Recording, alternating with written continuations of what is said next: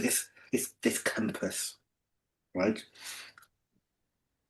Nobody questions it. That's the big thing in the film. Nobody questions the compass.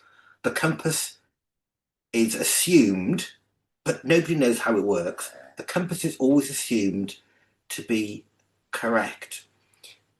Let's just ask ourselves a question here, because this all goes back to, people using AI as their compass.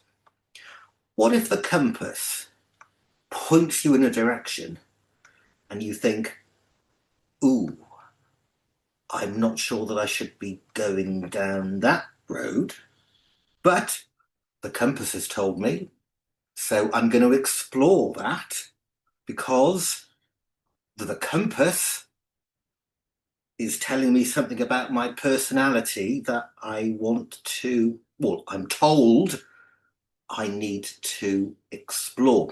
The dark side of the compass is never explored in films. It always points in a positive direction because that's the way the films are made, and that's what that plot device is.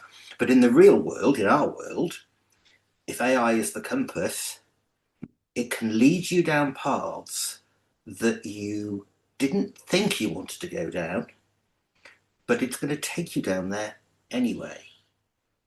There's a line I just discovered today. I don't Yes. know if you remember, Simon, that uh, uh, where Jack actually gets the compass for the first time in the Dead Men Tell No Tales version. Yep. We pointed out there's a gentleman who had the compass before, a crew member or something, and he's dying essentially from some battle, and he gives the compass to Jack, and he says specifically the line, "Don't betray it." And and it's what I had to Yep. cut in because No, that's it's good. exactly what you're And I talking have about. an idea. Yeah, it's It the just came perfect to my analogy. mind Yeah. about compass, intuition. Yes. Don't betray your intuition. Mm. And ChatGPT is letting us to betray often the intuition. Mm. And it came to my mind when you said, what if the compass is showing you the direction you don't want to go? It's the voice that appears. But no, maybe I'm wrong. I will follow my heart. Mm. Yes, it's very true. But AI isn't designed that way, unfortunately, and it's being projected on us, isn't it? Mhm. As I just wanted in a different to way. say, because you earlier, before GC was speaking, you said this campus switching off. But it And doesn't. Yeah.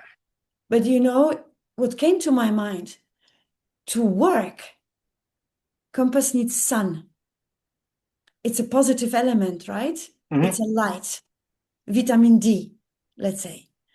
What is AI doing with us? We are sitting in a dark room in front of the unhealthy light from the screens, killing our brain cells and typing, believing we are creating something significant for our future.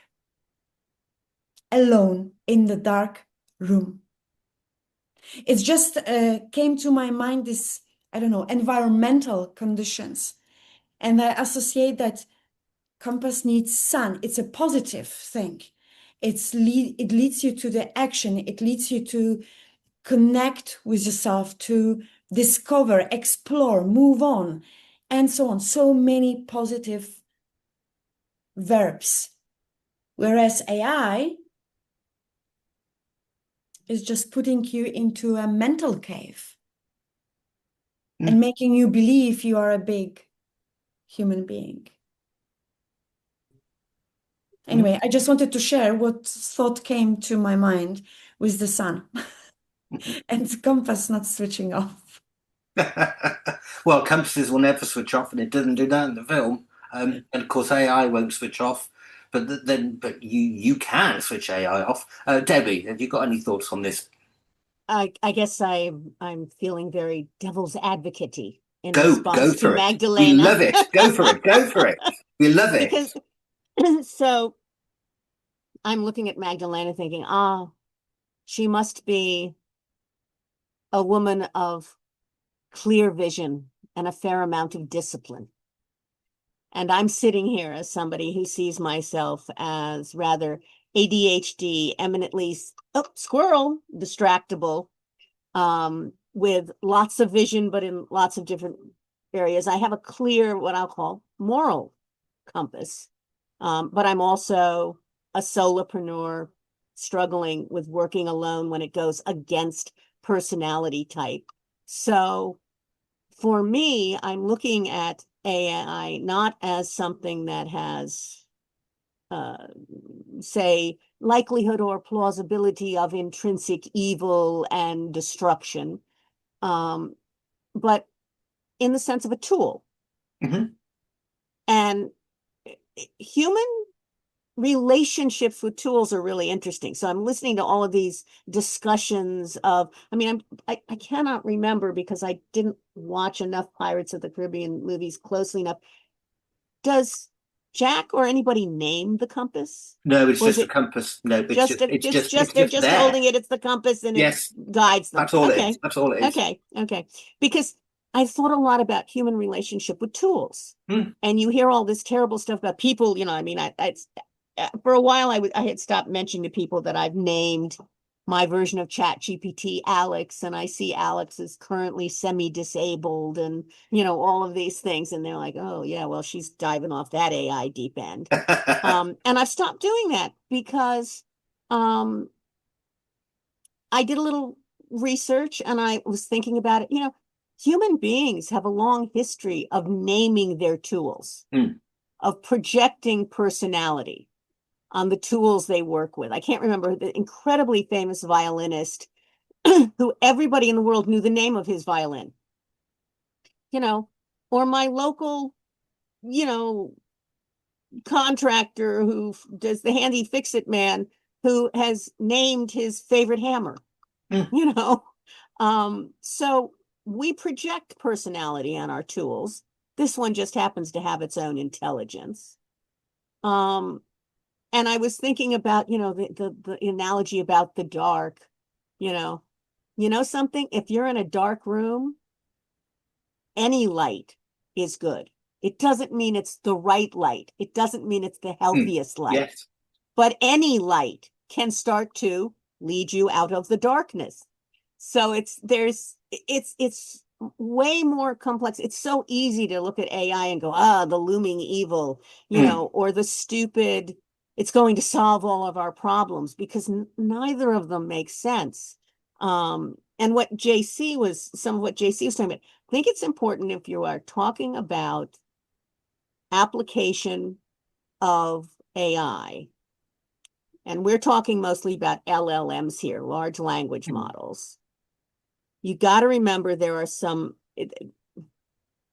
a point where it gets fuzzy, but basically there are really significant differences between generative AI, which is the compass would be an issue of generative AI. It has no agency. It is only a reflection or an information provider. Yeah.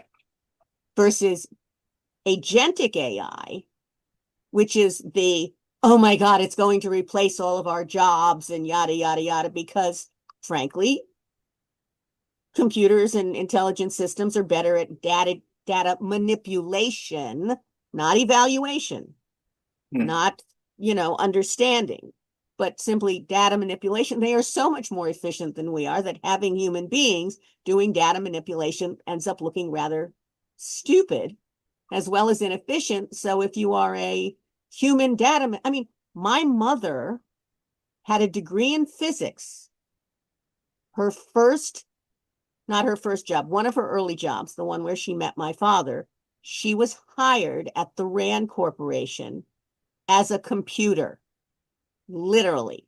And the interaction that actually set the tone for their eventual personal relationship and marriage, my mother worked for my father for approximately 3 days before she was reassigned. She walked into his office. He gave her a page-long list of numbers and said, I need this added up. She came back a few minutes later and said, here's the answer. He said, did you check it? She said, I don't need to. and slowly walked out of the room, closed the door, and as she said, sprinted down the hall to check. But she was never going to admit it to him. Yeah. Nice So, story. I like it. but she was hired literally as a computer within 4 to 5 years. I mean, I remember watching growing up how my kid brother saved his money and spent $350 on a Texas Instruments calculator. I remember those. 5 years later, you could pick up for $50, and they were starting to expect every child in an affluent school system to own one. Yeah. I mean, it's so that agentic side is terrifying in an economic and job related sense, including the fact that nobody really understands. I mean, the number of companies who fire employees to implement agentic AI and replace them with agent that does it so badly, they're going to kill their business because they don't understand how complex it is to do it well, even for simple things. But when we think, when we're moral, when we're emotional, when we're dealing with this incredibly powerful, intelligent tool, when we're balancing, Magdalena, I don't know if you know, but there's a classic Native American story about that's your ego thing, that every human being has a good wolf and a bad wolf, one sitting on each your shoulder, spirit and guide, which do isn't you it? listen? Yeah, which do you listen to? All of those complexities that infuse our relationship with AI. And it's very funny because I'm going to go back to growing up in a very culturally Jewish household and realizing something. There's an old joke. How many Jews does it take to have an argument? And the answer is only one, because we can always argue with God. So I think it's a slightly different, my take on how I interact with AI is heavily infused with that. I am looking for someone to push back. But one of the things I have come to realize over decades, and it took me decades, we always assume other people think like us, right? You do it. If you're not thinking very consciously, the knee-jerk assumption is they think the way I do. So I'm very American. I'm very Jewish. And I suddenly realized I thrive on a degree of complexity and resistance that most people just find kind of exhausting, and that's my fight with AI, Magdalena, is I keep trying to get it to really push back. And every time OpenAI upgrades, every time they increase fluency, I lose my mind because suddenly there is this sycophantic, agreeable edge that makes my skin crawl, that I've been trying to program out. I now have something called the hard override document that I load into ChatGPT literally twice a week that says no fast answers. If you don't have it, you have to say just, I don't know. I don't want a long explanation and I don't want you to guess. And it's just, and I'm constantly trying to force it to push back. But it's this unbelievable uphill battle.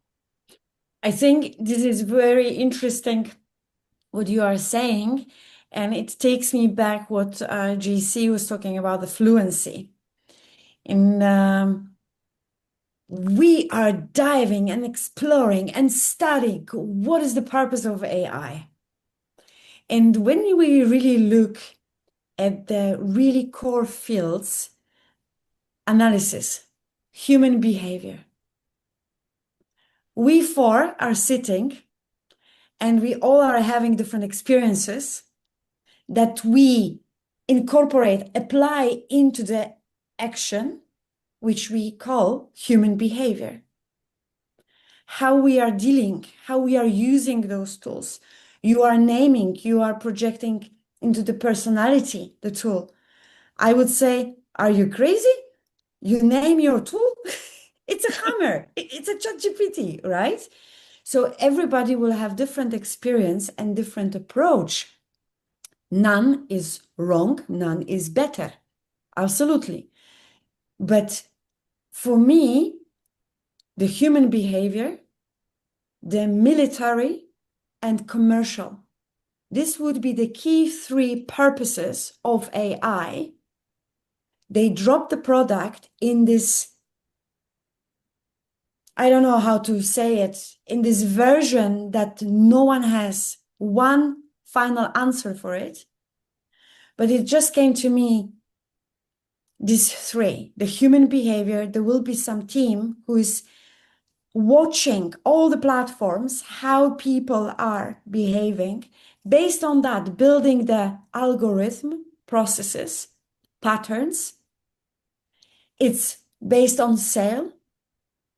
There will be a lot of people who will see the new version of ChatGPT. You need to pay $5 more because you are already deep in. I need to have it. No bread for dinner, but I need to have this new version of ChatGPT, right? And then the military, out of reach. We will Okay. never get to know how they are using Magdalena, that. are you familiar with an experiment was done many years ago? So they had rats, and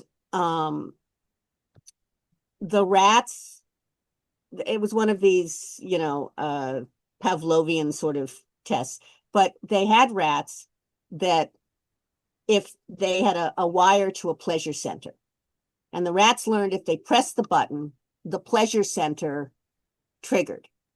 Now, if you left the rats entirely to their own devices, they would tap the button and trigger the pleasure center until they died of starvation.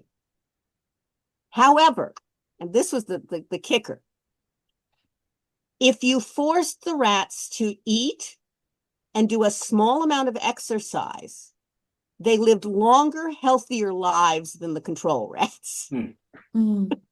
So if you fed those pleasure centers, but you also made sure they, ate and moved, and not a massive amount, they lived longer, healthier lives, and we're going to guess happier because there was all that pleasure center pushing.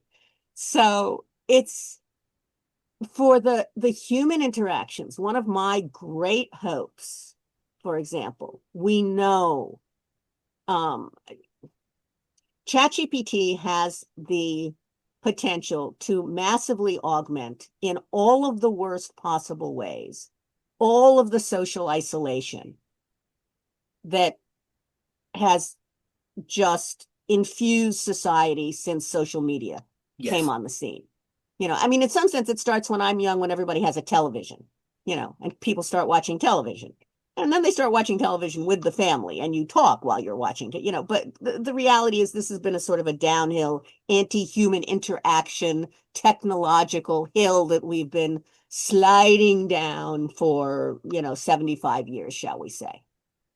But the reality, because of the intelligence and the understanding of human personality,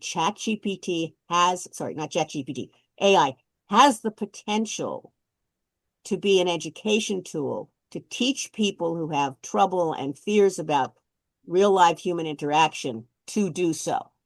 It also obviously has the addictive counter result of, why would I want a girlfriend if I can buy a sex bot and she thinks I'm wonderful? But it also has the potential to do that. And I'm trying to think how, with the compass, if reality constraints combined with the compass being like the pleasure button, is it a net benefit? I'm not sure. I want to throw out one other real quick thing. Two, sticking with the same friend set. Human beings evolve. Even if you deal with the same people, there is this benefit to longevity. I think there's an incredible important benefit to getting outside of your narrow, world.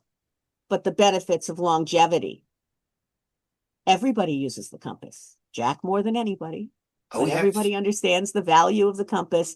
And wisdom, which, by the way, I have come to understand in discussions with ChatGPT, is literally the programming goes against developing wisdom because it downgrades the value of something simply because it's older. And this is something I think the developers are going to have to deal with somewhere along the line. So there's people evolve, so you're not always the same. JC, what is the parental curse? I'm guessing your parents wish this on you at some point. May you have children just like you, JC, as your mother sits there cackling in the living room as you're dealing with an offspring who is reflecting you back at you. But And then this saying finally, is the habit. generational. This Yeah. saying is generational. Oh, no, absolutely. I'm sure the Neanderthals were doing it. And then there's the habit of omnipotence. It's just easy to go back to being lazy. Yes. I'll just go to the compass. Exactly. And it's up to us as human beings to say, is it my intuition? Is it the evil voice? You know, and it being the start of an internal conversation? Or do we just, you know, relax into the habit of omnipotence?